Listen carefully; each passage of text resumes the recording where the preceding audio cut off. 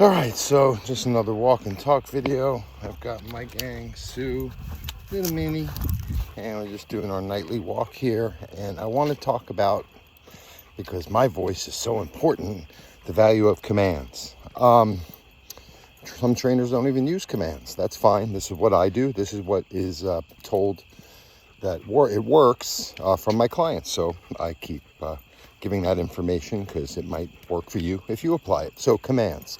Yes, most dogs can sit, most dogs can lay, come selectively, but the commitment, right, when they do it, I always talk about a command has to be a mental commitment. So if the dog sits, but there's no commitment, dog heel, right? For reactive dogs, I use a lot of heeling just to get their attention more with me and in their kind of moment next to me or behind me, not constantly ahead, which triggers a lot of this overreactive response because they're just ready, kind of anticipating that next startle from a dog like that, right? If my dog didn't have a good foundation, that dog barking there, and he gives two shits.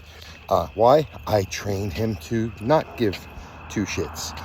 Anyway, so commands, you got to build focus. The 3 Ds, distance, duration, distraction. You have to develop this, so starting with like place training in the home. Adding value to commands. Don't just expect your dog to listen when there's a dog nearby. You have to get him to listen when there's all types of things and all types of distances and all types of distractions to get your dog to listen in applied real life settings.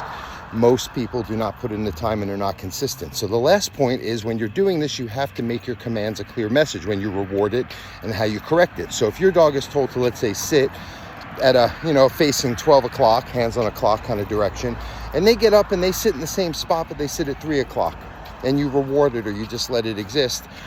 For many dogs that I've met, and again, I just go by my observations and clients reporting to me what works and what doesn't work, is they can, in a real applied setting, not follow through because they feel that command is questionable, because dogs have a black and white mind. I would implore, and I don't hear any trainers talk about reading more from like Temple Grandin, like the lady with autism. She's a doctor in Colorado, and she's a lot of the agriculture, like kind of livestock animal behavior. She's done a lot of work in, but animals in translation, dogs are black and white thinkers. So if your command even has a different orientation or a different position, oh, my dog got off their place, but they laid next to it, Brett, that's okay.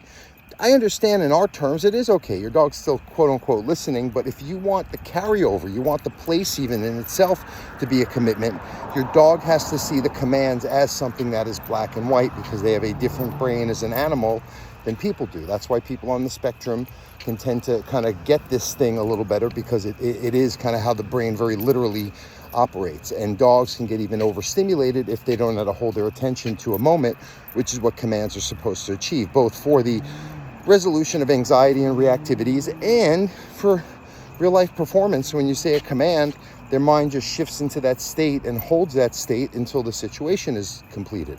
You tell them to come, they should keep coming until they get there and stay there till we're moved on from the situation safely.